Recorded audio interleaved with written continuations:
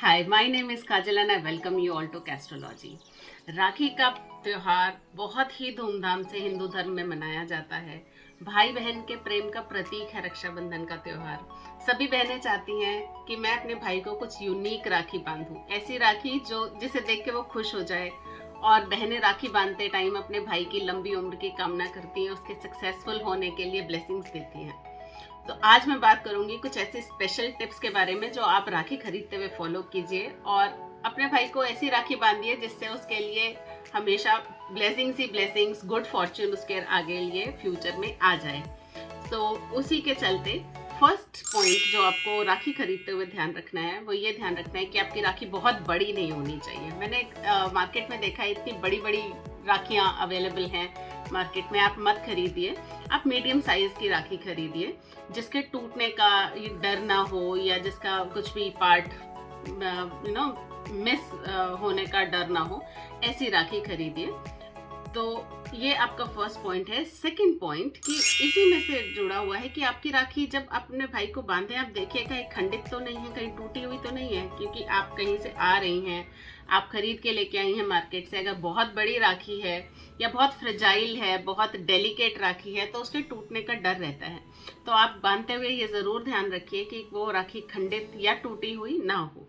Third point, आप जब भी अपने भाई के लिए राखी खरीदें मेक श्योर उसके अंदर ब्लैक कलर का यूज ना हो, क्योंकि black colour is associated with darkness, it is associated with bad Fortune. तो इसीलिए आपके भाई की राखी में ब्लैक कलर का इस्तेमाल नहीं होना चाहिए।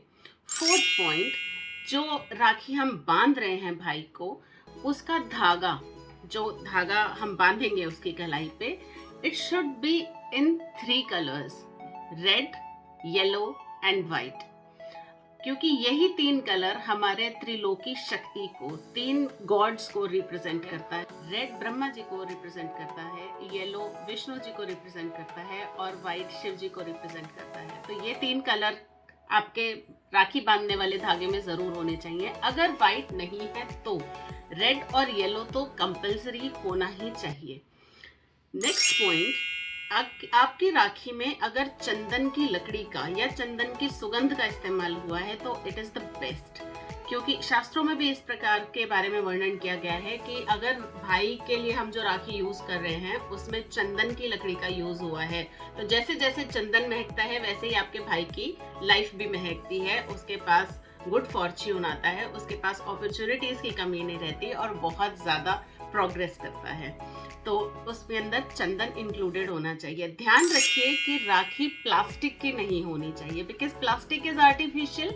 वैसे भी हमें एनवायरनमेंट का ध्यान रखते हुए ऐसी ही राखी खरीदनी चाहिए जो बहुत ही बायोडिग्रेडेबल हो, जो कि लैंडफिल में ना जाए, जो कि बहुत इजीली डिस्पोज ऑफ आप कर पाए। क्योंकि मैंने कई लोगों से ये फीडबैक मुझे मिला है कि हम पुरानी राखियों का क्या करें, हम उनको डिस्पोज ऑफ कैसे करें, हमारे पास पुरानी बहुत सारी राखियां इकट्ठी हो गई हैं, अब हम उनका क्या करें। तो आपकी राखियां ऐसी होनी चाहिए जो आप इजीली डिस्पोज ऑफ कर पाएं।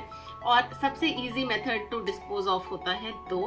फर्स्ट कि आप उन्हें मिट्टी में दबा दें और सेकंड कि आप उन्हें पानी में प्रवाहित कर दें, बहते हुए पानी में। तो अगर हम प्लास्टिक की कोई भी राखी खरीदते हैं तो पहली बात तो वो फॉर्चुनेट नहीं होती है और सेकंड बात कि वो हमारे एनवायरनमेंट के लिए भी बहुत नुकसान वाली होती है। नेक्स्ट पॉइंट है कि आप अपने भाई को चांदी की राखी भी बांध सकते हैं, क्योंकि चांदी की राखी भी, चांदी सबसे शुद्ध मेटल माना गया है।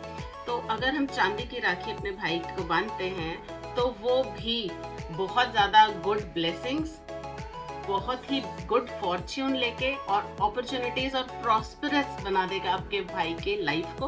तो इसीलिए आप अगर बांध सकते हैं, अफोर्ड कर सकते हैं, तो चांदी के भाई को राखी कैसे बांधें, प्रोसेस क्या फॉलो करें, किस तरीके से ऐसा करें कि भाई के लिए बहुत ही ज्यादा फॉर्चुनेट हो जाए ये वाला त्योहार। और भाई अगर इस वीडियो को देख रहे हैं तो आप ये समझ लीजिए इसमें कि आपको क्या क्या ऐसा करना है जिससे कि आपकी बहन की ब्लेसिंग्स आपको मिले। क्या करें, आपकी राखी की थाली में क्या होना चाहिए। सबसे पहले आप राखी में रखिए रोली, सेकंड आप रखिए चंदन, थर्ड आप रखिए चावल, फिर दही, राखी और जो भी मिठाई आप खिलाना चाहती है अपने भाई को वो रखिए। कई जगह, कई घरों में आज के दिन सेवैयां बनती हैं, मोस्टली घरों में सेवैयां बनती हैं, लेकिन मिठाई भी रखी जाती है।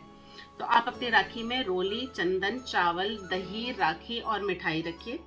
उसके बाद वो जो आपने प्लेट लगाई है, आप उसको भगवान के सामने लेके जाइए, अपने घर के मंदिर में लेके जाइए। वहाँ पे भगवान जी का पूजन कीजिए, गणेश जी को याद कीजिए और वो राखियाँ उनको समर्पित कीजिए। एक तरीके से हम ये जो समर्पित कर रहे हैं, एक तरीके से हम अपने राखी को पॉजिटिव वाइब्स दे रहे हैं। तो आपकी राखी कितनी पॉजिटिव वाइब्स लेकर अपने भाई के पास जाए, आपके भाई के पास जाए। आप सबसे पहले विष्णु जी को राखी बांधिए, कृष्ण जी को राखी बांधिए और फिर उसके बाद आप हनुमान जी को राखी जरूर बांधिए। इन राखियों को बांधने से, विष्णु जी को राखी बांधी, कृष्णा जी को राखी बांधी और हनुमान जी को राखी बांधी, इन सब से आपको भगवान की प्रोटेक्शन मिल जाएगी। राखी हम किस लिए बांधते हैं? इस थॉट के साथ बांधते हैं कि जिसको भी मैं राखी बांध रही हूँ वो मेरी रक्षा करेगा। तो हमारी रक्षा करने वाले तो भगवान जी हैं, तो भगवान जी हमारी रक्षा करेंगे। इसलिए हमें हनुमान जी को, कृष्ण जी को और विष्णु जी को राखी जरूर बांधनी चाहिए।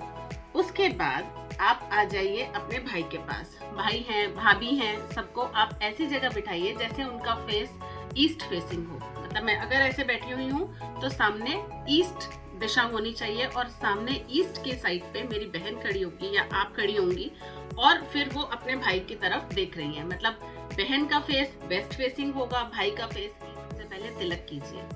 तिलक ऐसे करना चाहिए, सबसे पहले आप ये अनामिका उंगली जो है हमारे रिंग फिंगर, सबसे पहले रिंग फिंगर को रोली में डुबोइए, तिलक लगाइए और उसके बाद अंगूठे का यूज करते हुए, थंब का यूज करते हुए आपको वो तिलक ऊपर लेके जाना होता है। ये सिंबलाइज करता है कि आपके भाई की लाइफ में से ऊपर बढ़ेगा, तो तिलक जरूर कीजिए। उसके बाद आप उसको तिलक पे चावल लगाइए। इसके बाद आप अपने भाई के कलाई पे, सीधे हाथ की कलाई पे राखी बांधिए। बांधते टाइम आपको जिस मंत्र का उच्चारण करना है, जो मंत्र आपको बोलना है, वो मंत्र मैं यहाँ लिख दूंगी। ये मंत्र ऐसे बोला जाता है, येन बद्धो बलि राजा दानवेंद्रो महाबलय तेन त्वाम प्रतिबद्ध नामे रक्षे माचल माचल।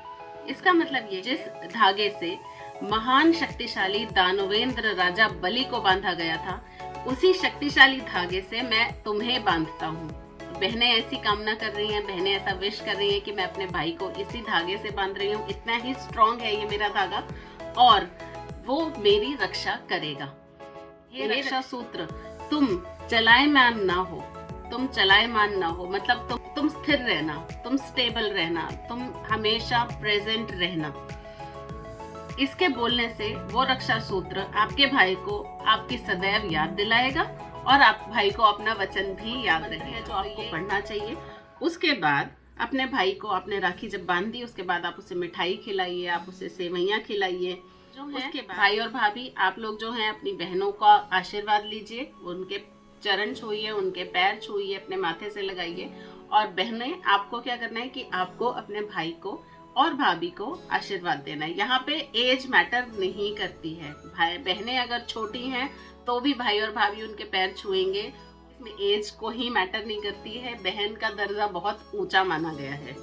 उसके बाद, और ये मत सोचिए कि छोटी है या बड़ी है, किसकी ब्लेसिंग्स क्या है, ब्लेसिंग्स हमेशा काम आती हैं, चाहे किसी की भी हो। इसके बाद भाई को बहनों के जब चरण छू लिए, उसके बाद उन्हें माता पिता के भी चरण छूने चाहिए। घर में जितने भी बड़े हैं उन सबका चरण छूने चाहिए और भाइयों को फिर अपनी बहन को गिफ्ट देना चाहिए। जो भी वो गिफ्ट दे सकते हैं, चाहे पैसे के फॉर्म में, चाहे किसी गिफ्ट के फॉर्म में, चाहे किसी मिठाई के फॉर्म में, जो भी गिफ्ट वो देना चाहें, जो दे सकते हैं, जितना वो अफोर्ड कर सकते हैं जरूर देना चाहिए। ध्यान ये रखना है कि अपनी बहन को कभी भी ब्लैक क्लोथ्स ना दें, ब्लैक क्लोथ्स का कोई गिफ्ट ना दें। सेकंड चीज, कुछ भी तीखा सामान खाने का ना दें, कुछ भी खट्टा सामान ना दें और कुछ भी नमकीन सामान ना दें। तो खट्टा